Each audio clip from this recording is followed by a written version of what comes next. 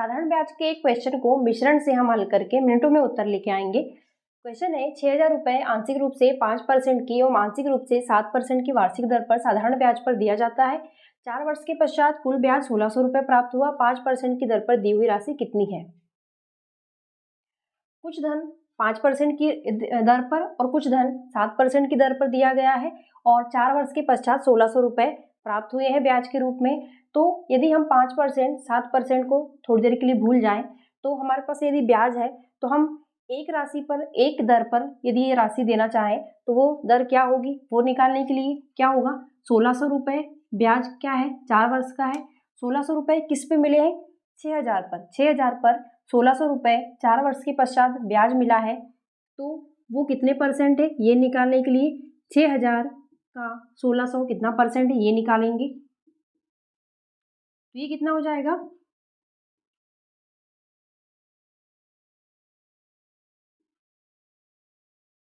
ये कितना हो गया 80/3 और ये कुछ नहीं बल्कि दर है। यदि हम किसी एक दर पर उस राशि को 4 वर्ष के लिए देते तो वो कितनी होती, 80/3 दर ही होती। पर यहाँ क्वेश्चन में क्या दिया है, उसको 5% और 7% की अलग अलग दर से दिया गया है। पर यदि हम कोई एक दर निकालना चाहते हैं तो वो क्या होती, 80/3। 4 वर्ष की दर 80/3 है तो एक वर्ष की दर कितनी हो जाएगी, बटे 4 कर देंगे तो ये हो जाएगा 20/3। तो ये रेट जो है इफेक्टिव रेट है। इफेक्टिव रेट किसका, 6,000 रुपये को हमने 20/3% की दर पर यदि देते तो 1,600 रुपये प्राप्त होते। पर हमने 20/3 की दर पर नहीं दिया है बल्कि 5% और 7% की दर पे दिया हुआ है। पर हमारा एक काम हो गया कि हमारी जो है इफेक्टिव रेट आ गई है। अब इसमें हम मिश्रण लगाएंगे। हमने क्या किया है, कुछ राशि 5% पर दी है और कुछ राशि 7% पे दी है। पर जब हमने कंबाइंड रेट निकाला, पूरे अमाउंट को कंबाइन करके जब रेट निकाला तो हमारा कितना आया, 20/3।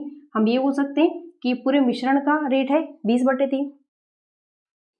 इसको सॉल्व करेंगे तो जो रेशियो आएगा वो किसका रेशियो आएगा, मूलधन का आएगा। क्यों? क्योंकि जो ब्याज होता है किसी फिक्स टाइम के लिए, ब्याज जो होता है वो क्या होता है, मूलधन गुणा दर बटे 100 होता है। तो यदि हम दर देखें तो दर जो है क्या होगा, ब्याज बटे मूलधन होगा। तो नीचे क्या आ रहा है, मूलधन, तो दर में नीचे मूलधन आ रहा है और ये दर है तो ये जो आएगा ये मूलधन का रेशियो आएगा। इसमें से इसको माइनस करते हैं, 7 में से 20/3 माइनस करेंगे तो क्या हो जाएगा, 7 या 21, 21 में से 20 गए 1/3। इसमें से इसको माइनस किया है तो इसमें से इसको करेंगे, 3 5 15, 20 में से 15 गए, ये होगा 5/3। तो ये रेशियो कितना आ गया, 1:5 का आ गया, 1:5 आ गया। तो ये क्या है, ये मूलधन का रेशियो है। किस मूलधन का, कि हमने 5% पर कितना मूलधन दिया और 7% पर कितना मूलधन दिया, ये उसका रेशियो है। और हमें क्वेश्चन में क्या पूछा है, 5% की दर पर दी हुई राशि कितनी है, तो 1/6, टोटल पार्ट जो है 6 है। 6,000 के 6 पार्ट करेंगे तो एक पार्ट कितने का होगा, एक पार्ट 1,000 का होगा और ये एक पार्ट ही हमने 5% की दर पर दिया हुआ है। तो आंसर क्या हो जाएगा हमारा, 1,000 बी। 5% की दर पर हमने कितनी राशि दी हुई है, 1,000। 1/6 मीन्स 1,000।